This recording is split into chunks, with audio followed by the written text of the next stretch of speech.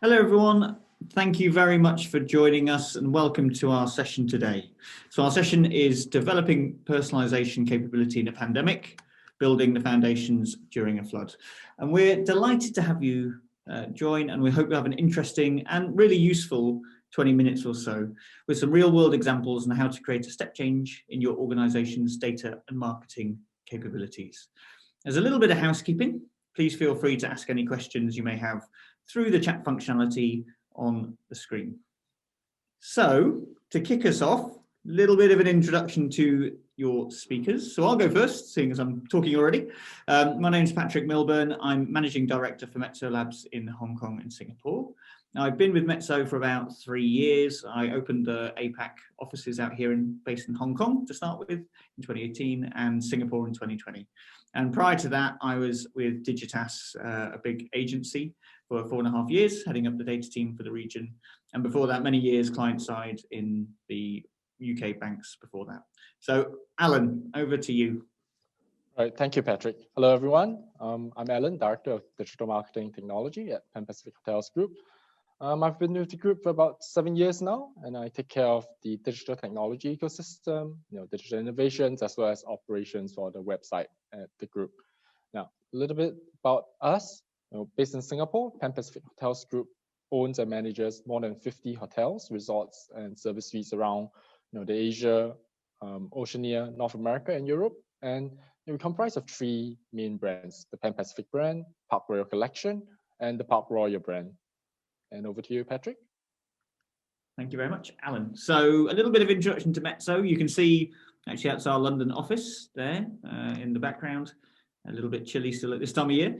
So we are a digital intelligence consultancy, and we help focus on helping clients leverage their first-party data to drive competitive advantage. So we've been around quite a while, 15 years, obviously firstly in London, and then the offices that we opened up out here. And we provide both the strategic and the technical skills to guide clients on their data maturity journey, deploying tools such as Tedium.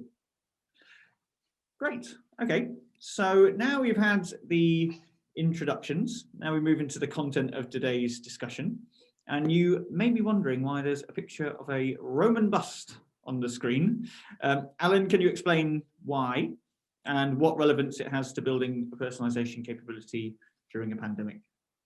Sure, Patrick. Well, this is a picture of Seneca, for a famous Roman philosopher, for those of you who may not know. And one of his quotes is, calamity is virtue's opportunity. And this quote really reminds us that in every seemingly disastrous situation, there's always an opportunity to benefit from it as long as we are willing to think and to try. That really applies to today's situation. Yeah, it's a fantastic quote. I like my Roman philosophers and Greek philosophers. They have some fantastic insights and thoughts. And obviously, despite everything that happened in 2020, the only way to keep going is to try and look for that opportunity amongst the chaos. Yep, exactly. So, obviously 2020 was an incredibly hard year for a majority of industries. Could you outline the impacts for travel and hospitality specifically? Sure. The hospitality industry, I mean, it's one of the most severely impacted by the pandemic, with the pause for almost all international and most domestic travel. Both for leisure and business, the occupancy rates were really at a new low for everyone. That's a huge impact for us, as room revenues is usually the single largest contributor to the overall revenue for most, if not all, hotel groups. And we are no exception. So on top of that, we've got things like circuit breakers and lockdowns going on in various countries. That meant even non-room revenue like F&B, meetings and events, and other services that we have were all severely restricted and impacted. Yeah, I think it's probably fair to say travel and hospitality faced some of the clearest challenges from COVID. And obviously Hong Kong is a very tourist-driven city as well, and it was pretty, you felt that here. International travel especially was decimated. So, and even cross-border with the mainland was pretty much non-existent, essentially, for the whole of 2020. Yep. So, just hearing what you're saying makes me wonder what impacts it specifically had on your business. Can you outline what they were? Yeah, sure. In such a situation, our top priority and our highest priority is really the safety, the comfort, and the well-being of both our guests as well as our associates. And the company really actively worked to look after all of us, so we could focus on looking after our guests. Beyond that, there was a need to quickly identify, what our new revenue streams were going to be that we could tap upon within the pandemic, and to quickly pivot the business to adapt to the new normal. We also saw that the behavior of our customers, both new and existing, had evolved, and we had to adapt our existing strategies and products to then meet the new needs that they had. Yeah, I imagine when the scale of these impacts was kind of beginning to be felt in H1 last year, it was a pretty worrying time. So I can only imagine what it was like internally on your side once you realised the scale of it. Yeah. So thinking back to that point, how did you manage to keep looking forward? What was the plan that you came up with to tackle some of those impacts? Right. Our approach was basically to leverage our existing investments in technology and really to maximize the value that we could derive from them and to boost that short-term revenue. At the same time, we continued to grow our capability so that we would be ready when the recovery came and the market was on the upturn again. So, I mean, those final 2 points are obviously really forward-looking, especially in the face of really difficult trading conditions. So tell me, what capability did you think was the best to build to capitalize on demand once travel rebounded? Well, I'll say it would have to be personalization. Of course. So, I mean, a slightly leading way into the title of our presentation, but I know for a lot of people, creating that sort of capability can be a little bit daunting, especially in the time that we're currently in. So I know you've identified 4 pillars to simplify it for everyone. Would you mind running us through them? Yeah, sure. I'll be happy to. Fantastic. Okay. So the first pillar, defining your why, alongside a picture of a fairly famous historical character, another one, Sun Tzu. Tell me, when something as significant as the coronavirus happens, how did you decide to embark on a journey to put personalization at the heart of your sales and marketing? And how does it relate to our friend here? Sure.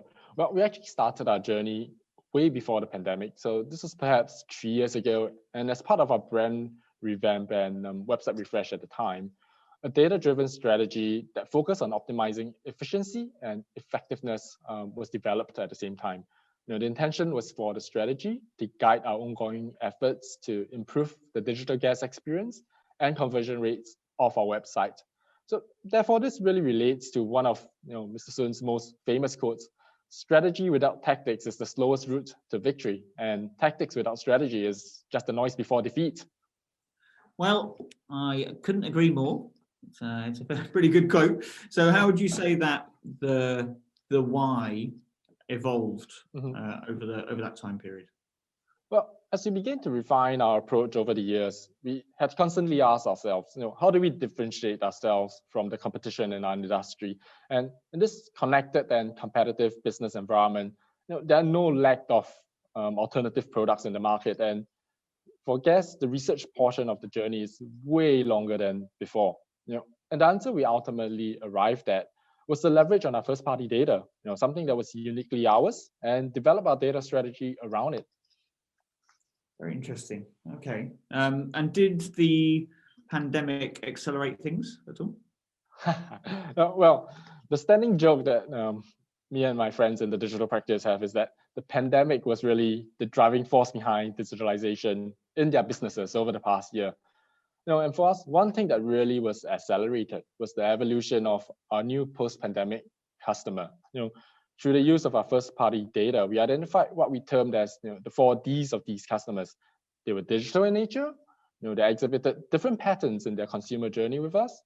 They were coming to the brand directly, and they were very much domestic in nature. And this allowed us to then adjust our strategies accordingly.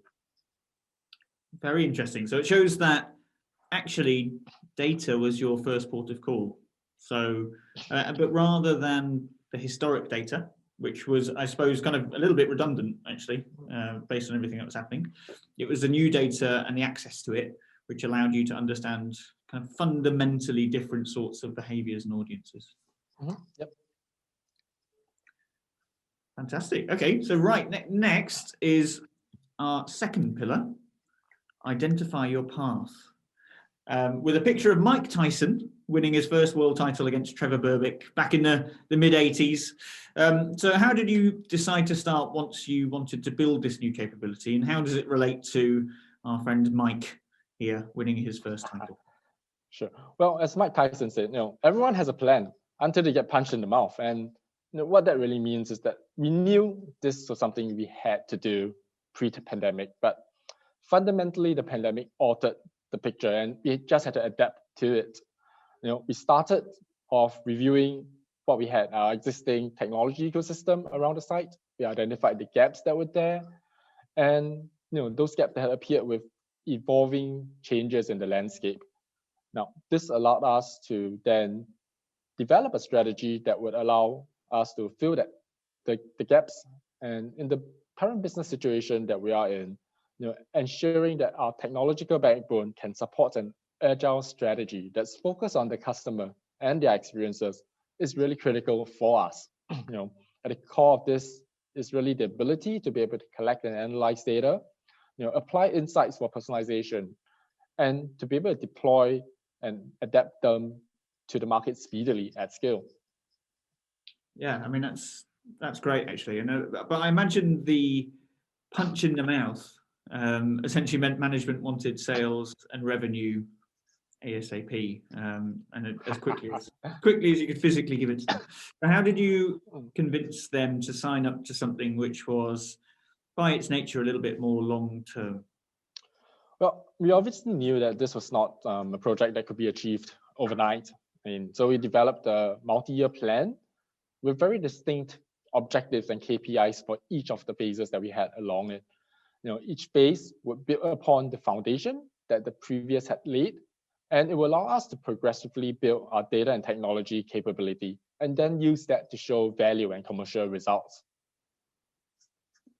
Interesting. So what was the major new architectural component that you added into the plan, which was obviously kind of what you're referring to about activating them as different phases progress? What was the main new piece that you decided to use? Yeah, but the core component of it really was the use of a customer data platform and a CDP as we know it. And that allows us to ingest and standardize data from multiple sources that we have. It helps us to then connect all of these together, be it internal or external data, and kind of helps to then enrich that data and build that view that we have of the customer, which can then be activated, where on our website or with our digital media platforms or channels. And this allows us to then form that much more comprehensive view of the customer and to better understand their needs and potentially even act on it in real time. So for us, instead of an enterprise solution that you get off the shelf and can be easily replicated by any competitor, we kind of envisioned and developed innovative marketing technology platform that was customized to fit our business requirements. We leveraged the concept of platform modularity, and basically we brought together all the best-in-class technology tools that would suit our business needs, and put it together to then form what the new digital marketing ecosystem that we had. I mean, to me, that sounds like getting real competitive advantage, even in the middle of a pandemic. So planning from the start to build a unique architecture driven by that clear sense of why, of understanding who your audiences are and how you can then use that to provide the best experience. So that's a really, really interesting start and a really interesting way to plan out what needs to be done. Mm-hmm. So that leads us very neatly into our next pillar, which is the need to learn fast. Can you explain a bit more about what this means for PPHG and why Mr. Bezos is looking quite so animated? Yeah, sure. I mean, given that the program was multi-phased, we understood that the very first was the most important to build confidence in the program. So at the start, we focused on what the low-hanging fruits were, tests that we hoped would show immediate commercial value, and to be able to show the advantage of then investing in the overall program. So as Jeff Bezos says, it's not an experiment if you know it's going to work. So we were prepared for failure as long as we were able to learn along the way. Makes a lot of sense. Proving the value through the experiments on areas of experience you weren't not quite where you wanted them to be, and then trying to learn as much as possible. So how did you do this in a way which was quick enough to kind of satiate the execs who obviously wanted to make sure that money was coming in, but also deep enough to drive real insight? Well, we had to define a test design approach that focused on even specific experiences that we hoped were beneficial to our guests, so that we could then build specific tests around it to then determine those behavior. Right. These were identified through the use of both qualitative and quantitative data that we had collected on our site. We cross-referenced it with the insights that we developed, and the business objectives as well that we wanted to support. So this overall approach then helped us to select which were the tests that would best support the business at this point in time that will help us to show these results. Yeah, super interesting. So it's really clear then how understanding why you need to start and embark on this journey, planning clearly, but with some flexibility for things that may arise over time, and learning as quickly as possible starts you on that journey to building a new personalization capability to capitalize once travel rebounds, as hopefully it will do very, very soon. So that brings us on to our final pillar, which it is called Make It Permanent. So you might not recognize the picture for everyone in the audience, but this is a famous bridge in the UK, the Firth of Forth Bridge. We do have famous bridges. We're very exciting people. So it's a railway bridge that was completed way back in 1890. And the running joke is that anything that will go on forever is essentially like painting it. And so I've been doing it almost continuously since it was built. So how does this, I suppose, metaphor relate to what we've been talking about for PPHD? Well, for us, the go-to-market action plan is really a critical component in our strategy and what we're doing. So right from the start, we put all the relevant stakeholders together, both internal and external, to form a single program team, with the same shared objective, so that there will not be any disjointed process along the way. This was really important to us as we had different partners who were involved at different stages in the process. And we'll make sure that the handover of tasks in between them was kept as seamless as possible. So being able to really deploy selected successful tests to market speedily was important for us, so as to allow us to then reap the benefits of those tests as quickly as possible. Awesome. Okay, I mean, that's very clear for me. So thank you very much for walking us through those pillars.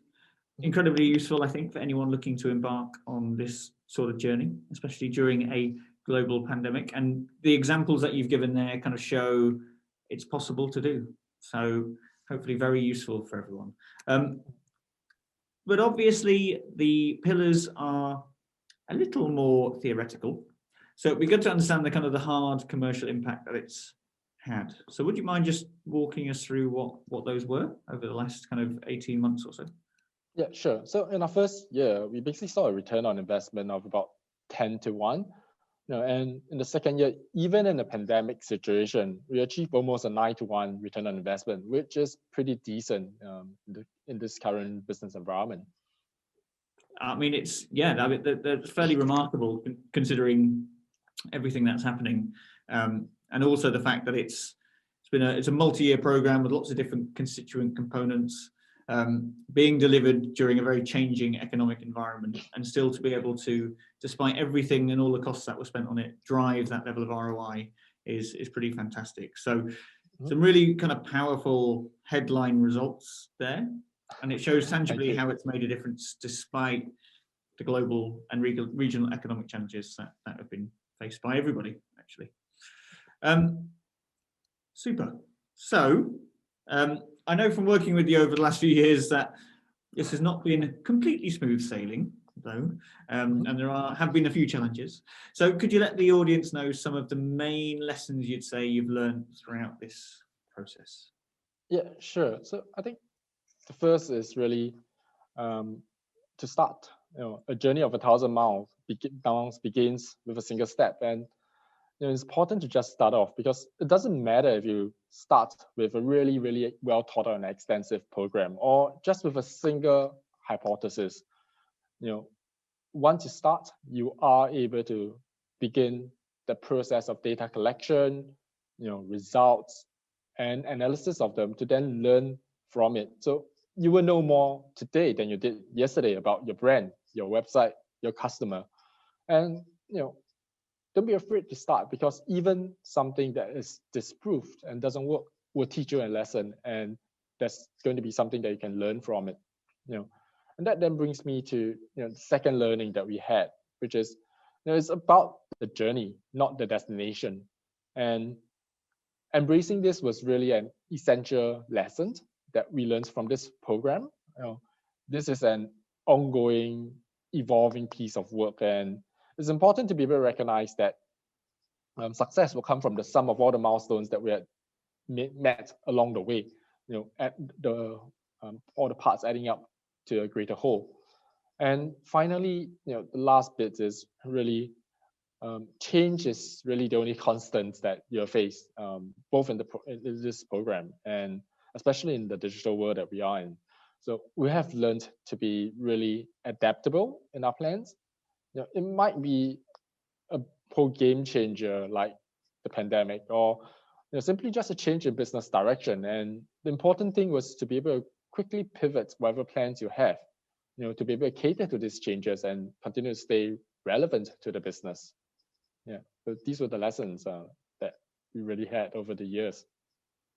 Awesome. I think that will give people a bit more confidence that things are possible, and these sort of lessons learned are kind of invaluable, really. So I would totally agree with them. Starting is the hardest thing, but it's just getting going rather than kind of talking about things for a long time is kind of key, and knowing that things may fail and you may have to change along the way is essential to make it work, and just to have a bit of kind of fortitude to see the program through. So wonderful.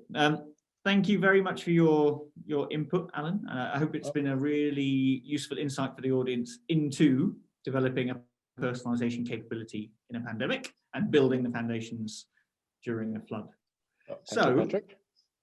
Thank you very much again. So just before we leave you all, I thought I'd give a little recap of the pillars and the presentations. So obviously we talked you through some of the challenges, the impacts, and the high-level plan that Alan and the team came up with. And then we walked through the 4 pillars here. So firstly, trying to define your why, the underlying reason why personalization and data-driven sales and marketing capability is important to you, and what competitive advantage it will unlock. Secondly, if you remember Mike Tyson having his fight there, identifying the path to getting to that point, understanding with really clear, open eyes what's needed and what the time looks like. The time looks like to get there, because it is different for everybody, and it's maybe not as quick as it could be for all of the programs.